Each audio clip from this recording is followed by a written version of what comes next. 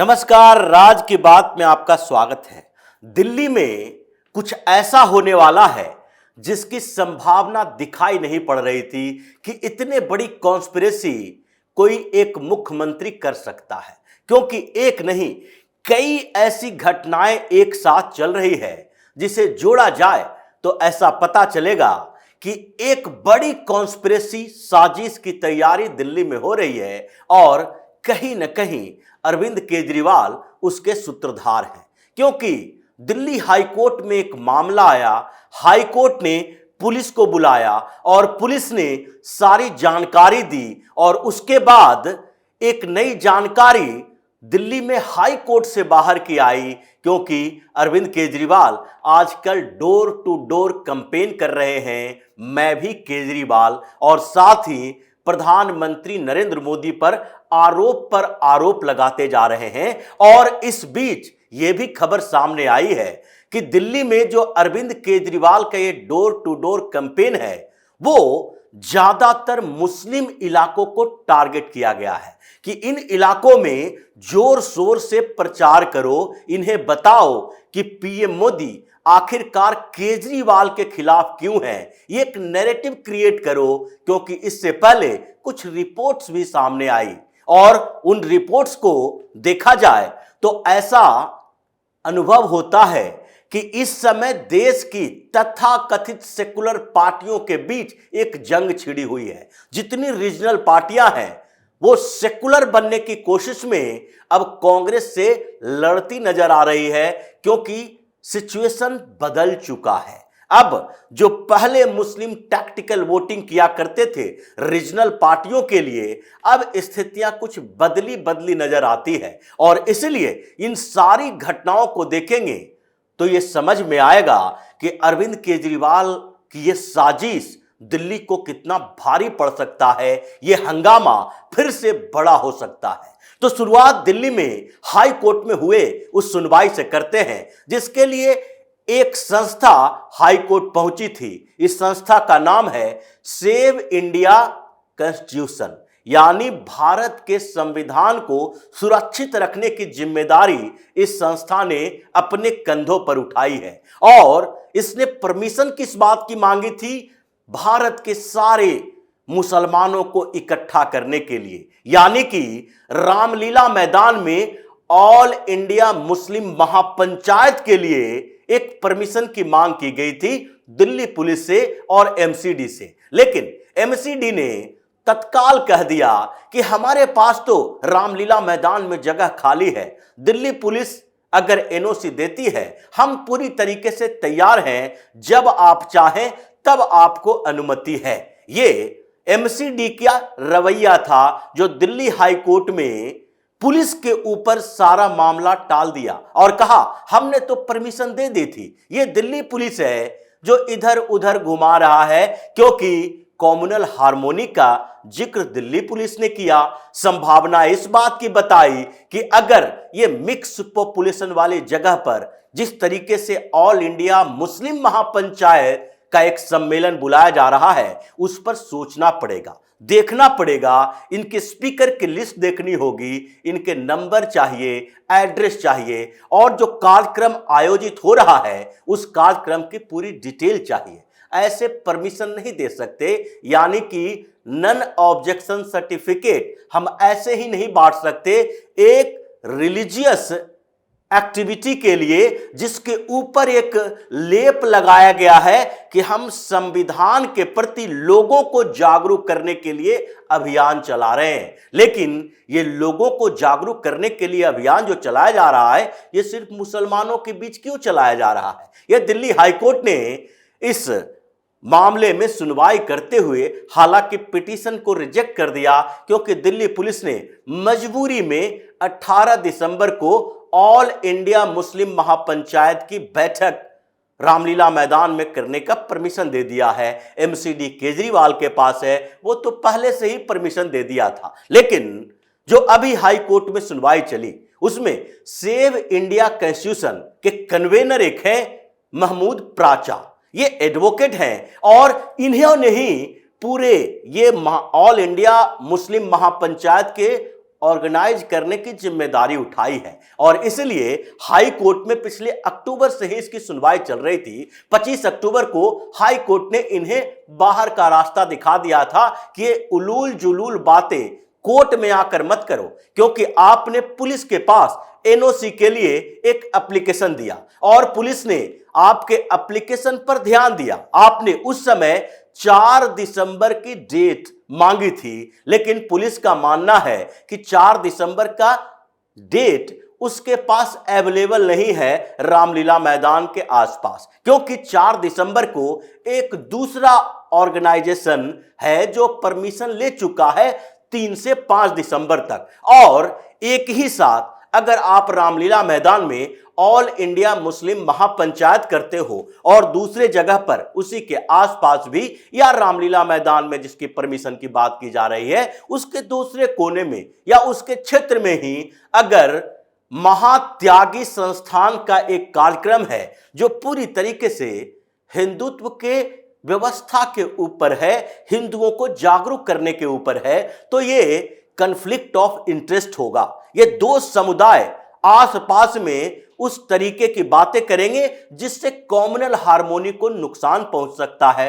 दिल्ली में 2020 में पहले भी दंगा हो चुका था, इसलिए यहां आपको परमिशन अभी नहीं दी जा सकती है। और दिल्ली पुलिस ने जब ये नोट जारी किया था तो उसके बाद दिल्ली हाईकोर्ट ने 25 अक्टूबर को इन्हें भगा दिया था। फिर बाद में जब दिल्ली पुलिस ने 30 तारीख को महमूद प्राचा के साथ बैठक की और इन्हें 18 दिसंबर का डेट दिया तो फिर भी ये हाई कोर्ट पहुंच गए। क्यों हाई कोर्ट पहुंचे?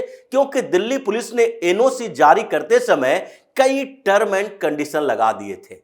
दिल्ली पुलिस ने कहा था कि आप को परमिशन तो देते हैं, लेकिन उस परमिशन में ये बातों का ध्यान रखना, अगर नहीं रखोगे तो फिर रामलीला मैदान में दौड़ा दौड़ा कर पीटा जाएगा। ये जो कुछ शर्तें थी उसमें एक शर्त तो ये रखी गई थी कि आपने 10,000 लोगों की बात की है, 10,000 से ज्यादा संख्या नहीं होनी चाहिए, इस पर हम नजर रखेंगे। आप ऐसा नहीं भारत के कोने कोने से सारे जगहों से मुसलमानों को 1 लाख यहां पर भीड़ इकट्ठी कर दो। हम ये जो कॉन्स्टिट्यूशन को सुरक्षित रखने का आवरण ओढ़ के आप बैठे हो, ये आवरण काम नहीं चलेगा। ऑल इंडिया महापंचायत का मतलब होता है ऑल इंडिया मुस्लिम महापंचायत, मुसलमानों की समस्या की बात मुसलमानों को भड़काने का काम ही करने वाले हैं इसमें। इसलिए शर्त यह है 10,000 से ज्यादा एक भी व्यक्ति नहीं होना चाहिए, यह दिल्ली पुलिस ध्यान रखेगी। दूसरी शर्त यह है कि आप जो मंच पर जितने स्पीकर बुला रहे हैं, वक्ता जो है, उनका नाम और नंबर सीधे तौर पर दीजिए। नाम नंबर देंगे तो उसके बाद आप इन्हें बदल नहीं सकते। ऐसा नहीं है कि अभी आप किसी और का नाम दे रहे हैं और उस समय कोई इस्लामिक प्रीचर को लाकर रख दीजिए कि अंतिम समय में इन्हें हमने स्पीकर बनाया, उनको परमिशन नहीं दी जाएगी, मंच से उतार दिया जाएगा। ये बात मान के रखो। इसलिए जितने स्पीकर आपके पास होंगे उसके नाम और फोन नंबर हमें चाहिए। तीसरी बात, अगर स्पीकर जो है उनकी संख्या को बढ़ाने का अधिकार भी नहीं है आपके पास, बदलने का अधिकार भी नहीं है। और चौथी बात यह भी है कि अगर आप वहां मंच से बोल रहे हैं, आपके मुंह से एक शब्द भी निकला जिससे पुलिस को लगा कि यहां पर सांप्रदायिक दंगे की स्थिति हो सकती है या कॉम्युनल हार्मोनी को खतरा हो सकता है, तो उसी समय माइक बंद कर दिया जाएगा। इतने टर्म कंडीशन। और ये ऑल इंडिया मुस्लिम महापंचायत करने वाले लोग, महापंचायत के कन्वेनर कौन? महमूद प्राचा। ये बर्दाश्त नहीं कर पाए, बड़े वकील हैं और दिल्ली हाईकोर्ट फिर से चले गए। हालांकि हाईकोर्ट ने इन्हें डांट कर भगाया, आप जाओ, आपका पिटीशन खारिज होता है क्योंकि दिल्ली पुलिस ने पहले ही आपको परमिशन दे दी है। अब इन टर्म कंडीशन पर कोई बात नहीं हो सकती है। लेकिन आप ये देखिए, ये महमूद प्राचा कौन है? महमूद प्राचा वही है जिसको 2020 के दिल्ली दंगे पर उसके ऑफिस में छापा मार चुकी है दिल्ली पुलिस। मामला क्या था कि जब दंगा हुआ था तो उसके बाद कई लोगों को बचाने के लिए महमूद प्राचा कोर्ट तो गया, लेकिन कोर्ट में इसने जाली दस्तावेज प्रस्तुत किए। यह सबूत इकट्ठा करता फिरता था, जाली सबूत कि कौन जो आरोपी है वो उस समय दिल्ली में था ही नहीं, बाहर था। इसलिए दिल्ली पुलिस ने इनके घर पे छापेमारी की थी, कंप्यूटर तक जब्त कर लिया था। यही महमूद प्राचा है जो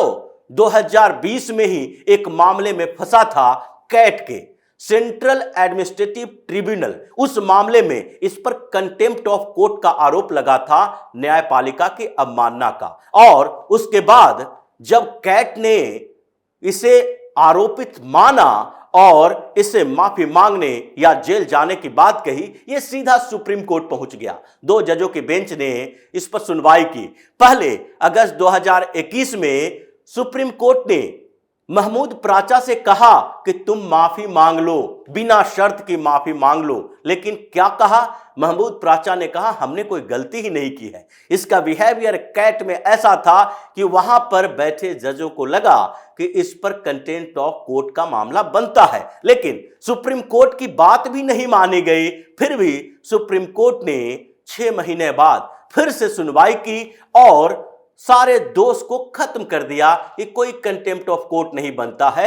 यह सुप्रीम कोर्ट में जाकर किसी तरीके से बच के आ गया। 1-2 नहीं, कई ऐसे आरोप महमूद प्राचा पर है और हर जगह पर कभी कभी मीडिया के डिबेट में महमूद प्राचा बेइज्जत होता है, क्योंकि इसका पूरा एजेंडा पीएम मोदी के खिलाफ होता है। ये इनटॉलरेंस की बात करेगा, अल्पसंख्यक के अधिकारों की सुरक्षा की बात करेगा, ये पूरे हिंदुस्तान के नैरेटिव चेंज करने की बात करेगा कि मुसलमानों के साथ अत्याचार हो रहा है। और उसी महमूद प्राचा का इस्तेमाल कैसे समय में किया गया, जबकि दिल्ली में एक और डोर टू डोर कैंपेन किया जा रहा है। अरविंद केजरीवाल अभी डरा हुआ है इस बात के लिए कि यहां पर अगर ईडी ने गिरफ्तार किया तो ऐसे में उसे इस्तीफा देना पड़ेगा।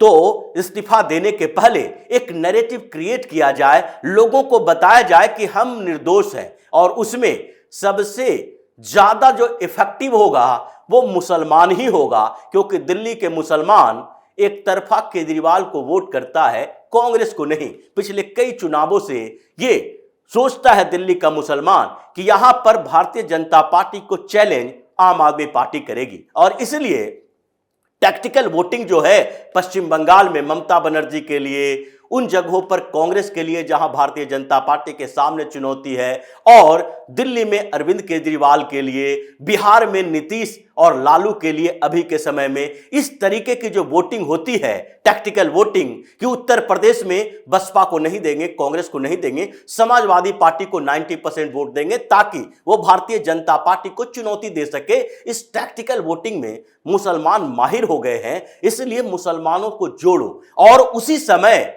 जबकि दिल्ली में ऐसी स्थिति पैदा हुई है तो एक ऑल इंडिया मुस्लिम महापंचायत भी होगा, एमसीडी उसके लिए परमिशन भी देगी और केजरीवाल का बैकअप भी होगा, क्योंकि इस बीच एक और मामला चल रहा है।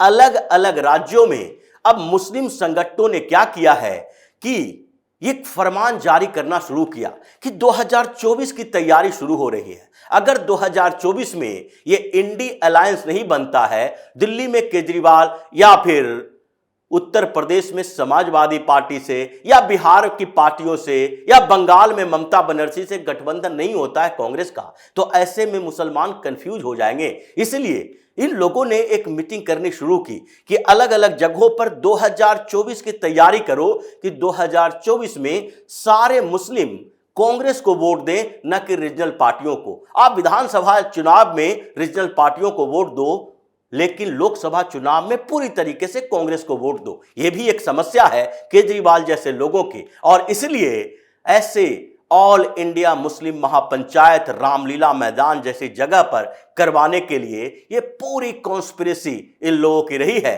ताकि एक ऐसे उथल पुथल मचे दिल्ली के अंदर जिससे कि ईडी को भी लगे अभी सही समय नहीं है अरविंद केजरीवाल के खिलाफ कोई कड़ी कार्रवाई करने का। यह सुरक्षा कवच चाहता है, और ये बड़ी कॉन्स्पिरेसी हाई कोर्ट के रास्ते कुछ और खबरों से मिली, और इस कॉन्स्पिरेसी को तोड़ा जाने के लिए कोशिश भी की जा रही है, क्योंकि ईडी इस कॉन्स्पिरेसी के पूरे होने से पहले ही समन भेजेगा और केजरीवाल इसी बात के लिए डरा हुआ है, डोर टू डोर कैंपेन भी कर रहा है। तो इसी तरह की खबरों के साथ फिर से हाजिर होंगे, तब तक के लिए बने रहिए हमारे साथ और देते रहिए हमें सहयोग, ताकि इसी तरह की खबर हम आपके लिए लाते रहें। धन्यवाद।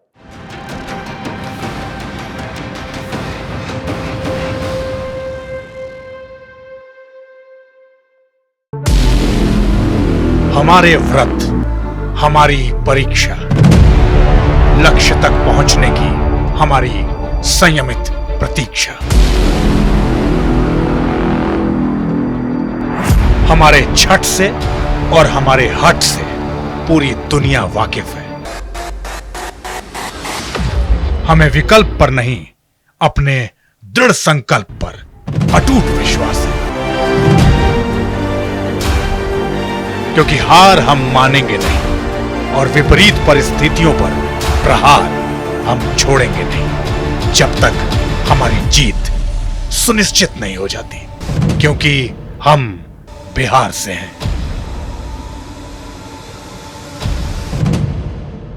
कैपिटल टीवी पर मैं अमित प्रकाश लेकर आ रहा हूं बिहार पर एक ब्रांड न्यू स्पेशल शो, हम बिहार से हैं।